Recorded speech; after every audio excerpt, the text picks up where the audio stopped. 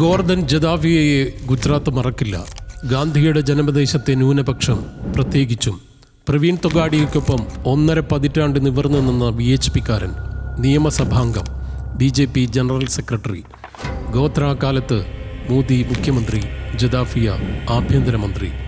ചെറിയ കാലയളവാണെങ്കിലും അത് നിർണായക സമയമായിരുന്നു. കലാപം ആളിക്കത്തിയ സമയം.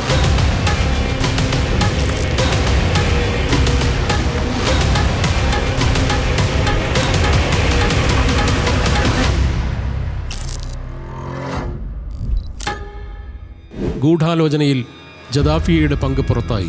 മന്ത്രിസ്ഥാനവും പോയി. അമിത്ഷാ ആഭ്യന്തരമന്ത്രിയായി.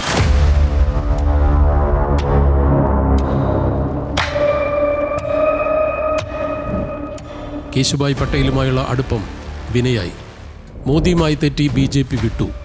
മഹാഗുജറാത്ത് ജനതാ പാർട്ടി ഉണ്ടാക്കി. ഗുജറാത്ത് പരിവർത്തൻ പാർട്ടിയോട് പിന്നീട് ലയിച്ചു. 2012-ൽ BJP-ക്കെതിരെ തൊഗാഡിയ വരെ പ്രചരണത്തിനെത്തി ജദാഫിയയ്ക്ക് വേണ്ടി. സംഘാടന മികവിനും കൂർമ്മ ബുദ്ധിക്കും പേരുകേട്ട ജദാഫിയയുടെ ബുദ്ധി ഉപയോഗിക്കപ്പെട്ടു ഗോത്ര കലാപത്തിൽ എന്നാണ് വിമർശനം.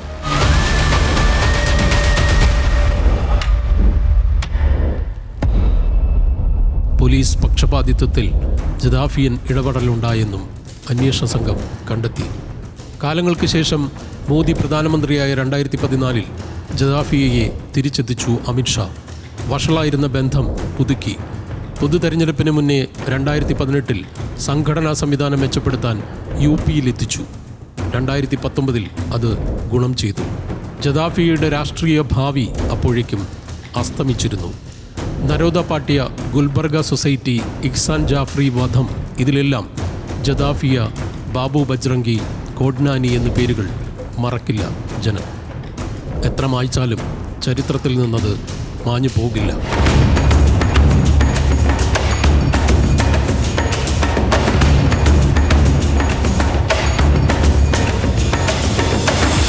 സബർമതി എക്സ്പ്രസ് ട്രെയിൻ ബോഗി കത്തിയതിൽ ഗൂഢാലോചനയില്ലെന്ന് ജസ്റ്റിസ് UC ബാനർജി കമ്മീഷൻ കണ്ടെത്തിയത് അന്ന് വിവാദമായി.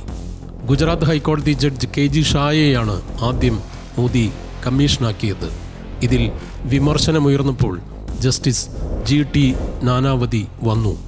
കലാപം തെറ്റിദ്ധാരണയിൽ നിന്നുണ്ടായെന്നും നാനാവതി കമ്മീഷൻ പല വസ്തുതകളും വിട്ടുകളഞ്ഞെന്നും അന്ന് കേന്ദ്രം നിയോഗിച്ച UC ബാനർജി കമ്മീഷൻ പറഞ്ഞു.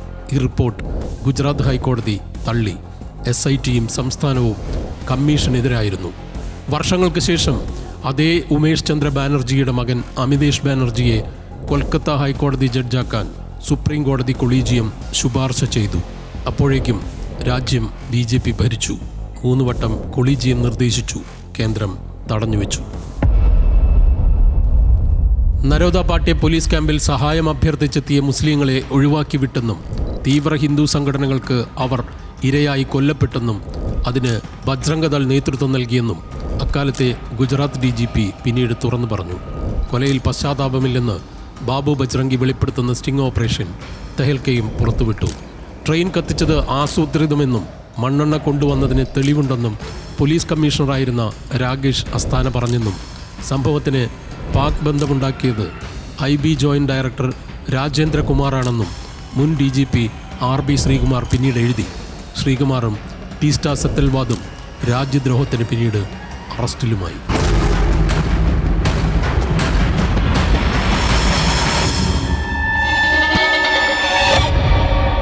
ഗുജറാത്ത് കലാപവും ബാബറി തകർച്ചയും സൃഷ്ടിച്ച മതേതര മുറിവിനെക്കുറിച്ച് BJP-യുടെ എക്കാലത്തെയും വലിയ നേതാവ് AB വാജ്പേയി മനസ്സ് തുറന്നിട്ടുണ്ട്. പിന്നീട് മസ്ജിദ് തകർത്തതിൽ രഥയാത്ര നടത്തി അതിന് തുടക്കമിട്ട LK അദ്വാനി തന്നെ ഖേദിച്ചതും നാം കണ്ടു. എന്നാൽ നരോദാഗാമിൽ 11 മുസ്ലിങ്ങളെ കൊന്ന കേസിൽ മായ കോഡ്നാനി, ബാബു ബജ്രംഗി, VHP നേതാവ് ജയ്ദീപ് പട്ടേൽ അടക്കം 67 പ്രതികളെ കോടതി വെറുതെ വിട്ടു. 36 ശിശുക്കളടക്കം കൊല്ലപ്പെട്ട കേസിൽ അറസ്റ്റിലായ മന്ത്രി കോഡ്നാനി ഭരിച്ചത് ശിശു വനിതാ വകുപ്പായിരുന്നു.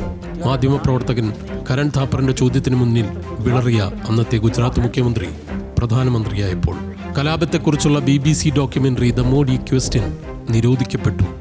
ഇപ്പോഴും പല ചോദ്യങ്ങളിലും ദുരൂഹബാക്കികളുണ്ട്. സഞ്ജീവ് ഭട്ടിനെതിരായ വേട്ടയാടലടക്കം. നാടകീയതകളുടെ ഈ പശ്ചാത്തലത്തിലാണ് എമ്പുരാൻ സിനിമ തുടങ്ങുന്നത്. കോഡ്നാനിയെയും ബജ്രംഗിയെയും മറന്നു തുടങ്ങിയ ജനതയുടെ ഓർമ്മയിലേക്ക് പൃഥ്വിരാജ് സിനിമ പലതും തിരികെ എത്തിച്ചത് പ്രകോപനമായി. ഈ വിദ്വേഷത്തിൻ്റെ കാരണം ചരിത്രപരമാണ് എന്നർത്ഥം.